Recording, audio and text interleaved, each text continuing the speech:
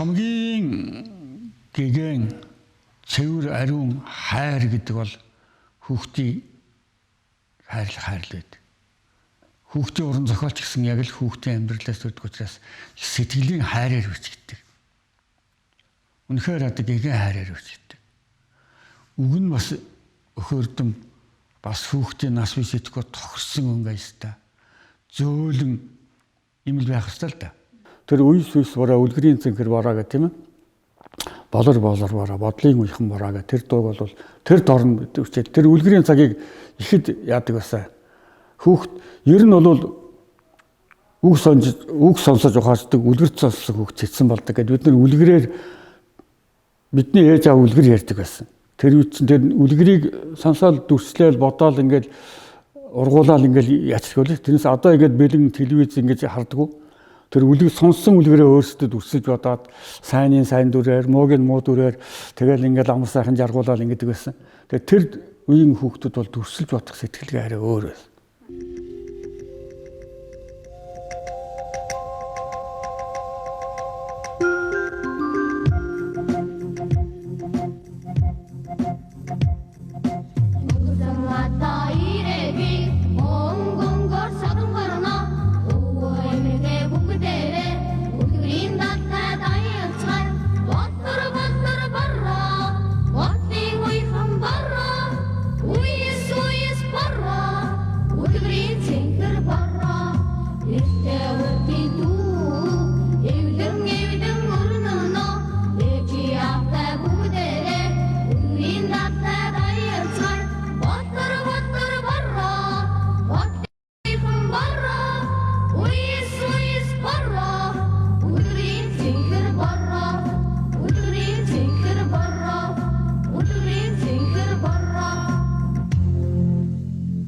Багасаа одоо нэг тийм ээжтэй тус болъё гэсэн сэтгэлээс тэр юм уу хүнд тус болох их дуртай ер нь ээжч маань дэгж сургасан юм уу найз нөхдөд яагаад ч гэсэн нэг тийм чадах чинээгээр тус болчих юмсан гэж хичээдэг л дээ.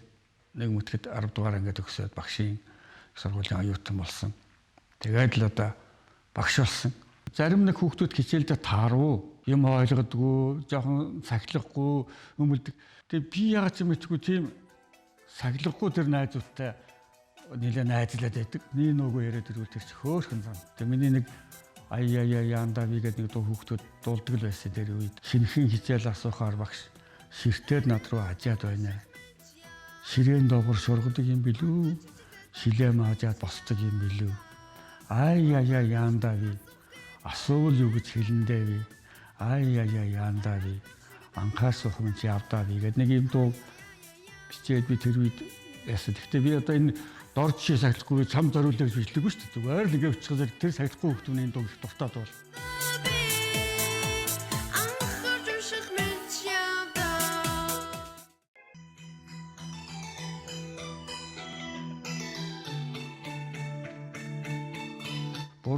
Буруу хүмүүстийн буруу гал нэг дуу хүүхдэд мэдэн тийм ээ. Хичээл асуухаар таг болчихдаг хэлний буруу. Хийх болохоор хөдөлж өгдөг нь гарны буруу гэдэг. Даалгавар хийхэд дандаа матхан толгойн буруу гэдэг. Тэгээд ингээд энэ буруу юм бол энэ буруу өгнөө бусдад оноодог булаацар хамгийн буруу байх шүү гэдэг төгсгөлд нэг юм. Тэгээ хүүхдүүд нь буруу дуулдаг л байсан. Чи сахилахгүй чи юм уу гэж хэлэхгүй зүгээр л хүүхдийн дунд байдаг нэг тийм алдаатай идэвхтэй явна хөөрдөм ажлаар хэлээд өгөхөр хүүхдүүд бид нэрэл бидний тийм биш үү гэж ойлгоод байдаг.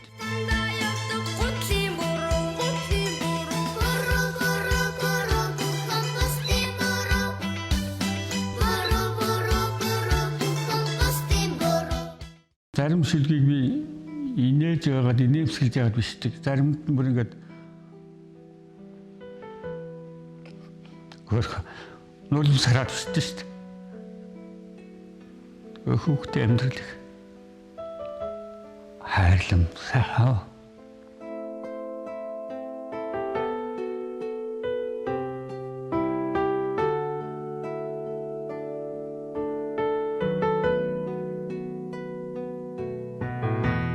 Би нэг бас нэг үүлэн дуулан гэж нэг ном бичлээ. Яг нэг хэлэхэд хөгжлийн бэрхшээлтэй хүүхдүүд одоо олон болж байна. Жилээс жилд нэмэгдээд байна. Тэгээд тийм хүүхдүүдэд бас анхаарал халамж тааруу байна. Амн дээр бол яг анхаарч байгаа тусгай сургууль гэж л байгаа. Гэхдээ эх орны үнцэг болон хөдөө орнуудад тийм хүүхдүүд их байна. Би гэрэл гээд нэг ном бичээд хэвлэх үйлдвэрс одоо шилжүүлж байна.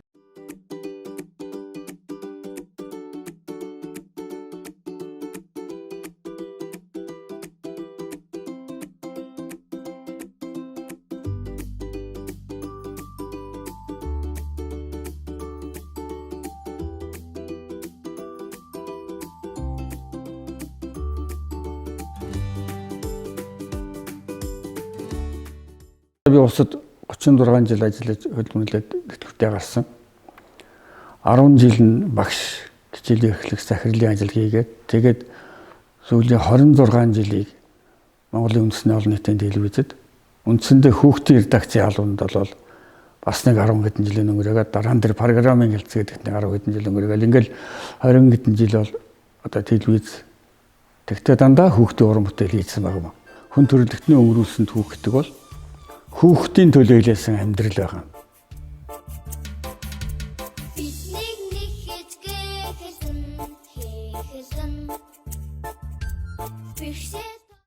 Хайна минь одоо намайг 46 таа байхад бурхан болоод би 7 хүүхэдтэй болчихсон. Гайгаа тэгээд том нь 19 та баг нь 2 жоохон өнгөрөөд мэм хөгдөг байсан. Тийм хүүхдүүдтэй л үлдчихсэн аав. 2 ойтой хүүхдээ одоо 3 ой хүрэх гэж байгаа хүүхдэлтэй 2 ой өнгөрөв хэдэн сартай.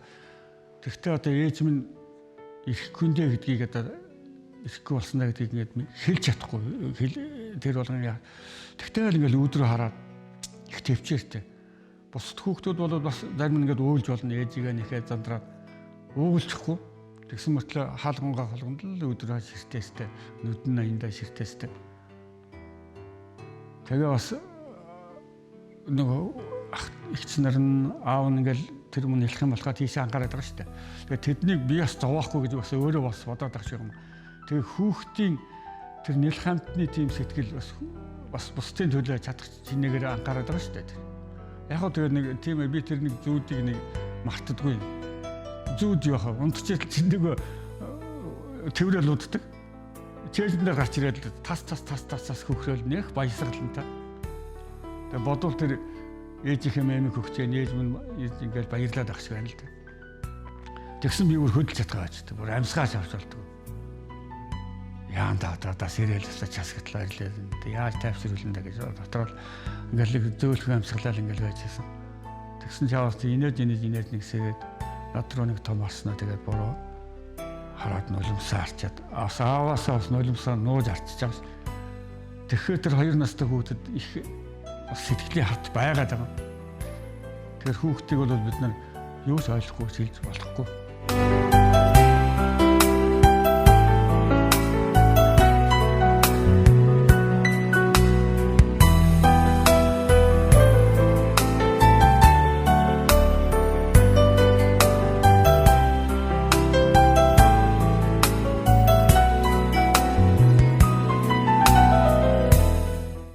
Манай охиныг их чинь ингээд нэг үсийн дэш ингээд октоодын үсийг боочдсон шүү дээ.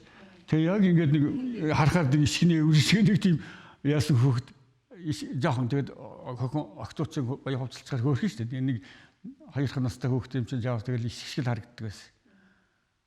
Тэгэл надад одоо нэг л тийм мэмэ яваал юуны араас ихийнхээ араас ихийгээ ирээл явж байгаа нэг ишиг санагдсан юм л да.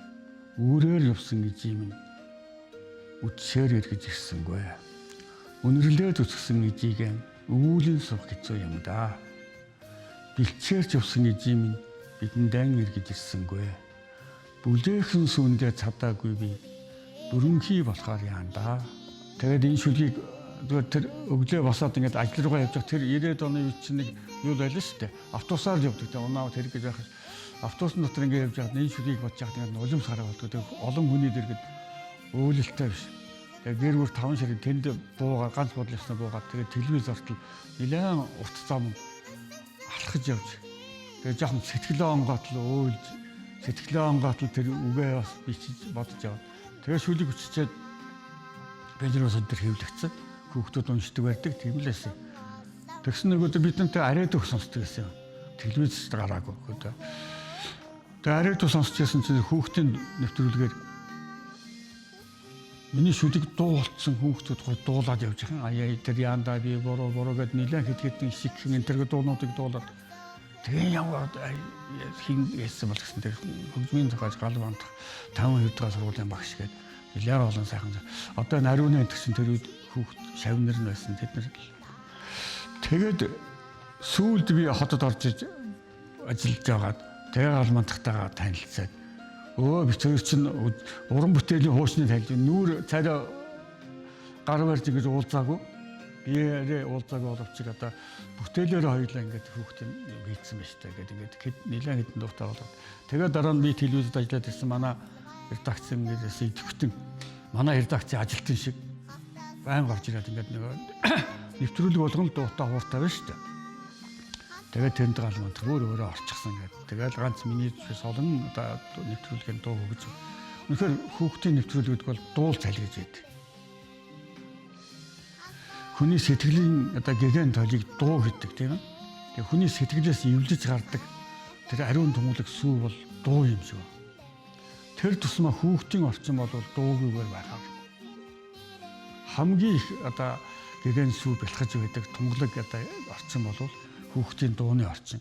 Ерөөсөө миний амьдрал тэгээд хүүхдтэй холбоотой явлаа да.